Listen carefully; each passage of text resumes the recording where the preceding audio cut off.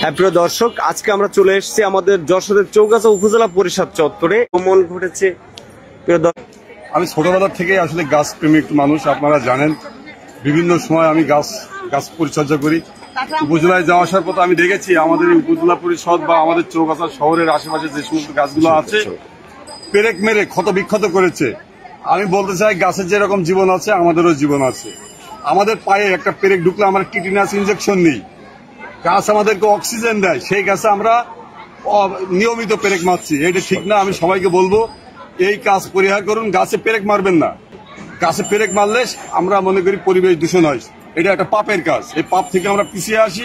আমি এখন আপনাদের দেখানোর চেষ্টা করছি চৌগাছা আমাদের কৃতি সন্তান, চৌগাছা প্রেস ক্লাবের নেতা, সাংবাদিক নেতা আমাদের টিপু সুলতান খান। টিপু সুলতান একটা মহতি উদ্যোগ গ্রহণ করেছে। আজ রোববার খুব সকাল থেকেই কিন্তু সে চৌগাছা উপজেলা পরিষদ সহ বিভিন্ন এলাকায় গাছগাছালিতে নেতা নেত্রীদের যে ছবি, বিভিন্ন বিজ্ঞাপনের ছবি পেরেক দিয়ে মারা থাকে, সেই সব পেরেকগুলো মূলত তোলার কাজে সে আজকে সকাল থেকেই লিপ্ত। আমরা দেখতে পাচ্ছি একটি ভ্যান, একটি মই সহ ওরা তিনজন কিন্তু সকাল থেকে কার্যক্রম শুরু করেছে। সেটি মূলত এখন আপনাদের একটু দেখানোর চেষ্টা করছি। প্রিয় দর্শক, আপনারা দেখুন সকাল থেকে সে কিন্তু তার কাজে যথাযথভাবে দায়িত্ব পালন করে যাচ্ছে। আপনারা দেখুন প্রিয় দর্শক, এই হচ্ছে ভ্যান। ভ্যানের পরে কিন্তু ইতিমধ্যে অসংখ্য ব্রেক কিন্তু তারা গাছ থেকে উঠাই নিয়ে এসছে, যা পেরেক গুলো কিন্তু গাছ থেকে উঠানোর পরে প্রত্যেকটা গাছ এখন মনে হচ্ছে যেন প্রাণ ফিরে পেয়েছে। আমরা দেখতে পাচ্ছি টিপু সুলতান ইতিমধ্যে কিন্তু রেস্ট্রি অফিসের সামনে বিভিন্ন গাছ আমরা দেখতে পাচ্ছি। সামনের দিকে টিপু সুলতান এগিয়ে যাচ্ছে। প্রিয় দর্শক, সেটি আপনাদের দেখানোর চেষ্টা করছি। এটি হচ্ছে আমাদের চৌগাছা উপজেলা পরিষদের রেস্ট্রি অফিস।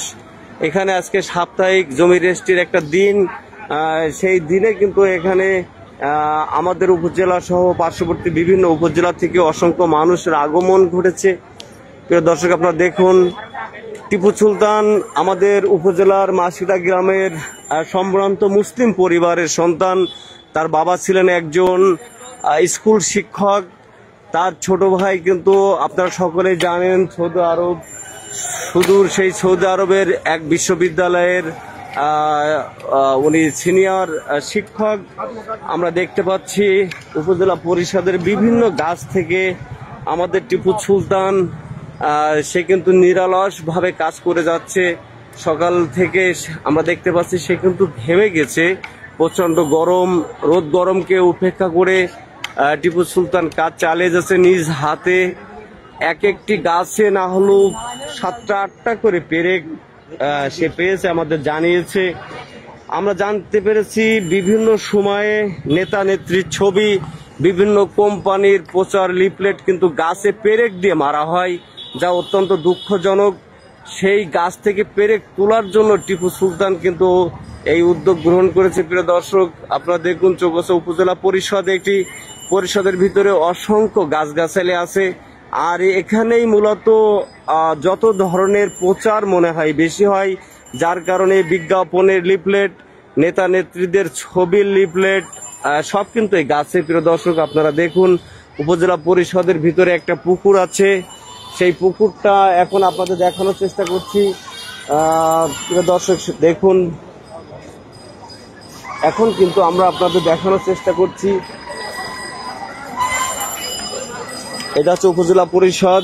প্রিয় দর্শক, উপজেলা পরিষদে আমি এখন টিপু সুলতানের সাথে একটু কথা বলতে চাই। প্রিয় দর্শক, যে মহতি কাজটা করছে সে এখন বর্তমান আমাদের একটু জানাবেন যে তার এই উদ্যোগটা কেন সে গ্রহণ করলেন।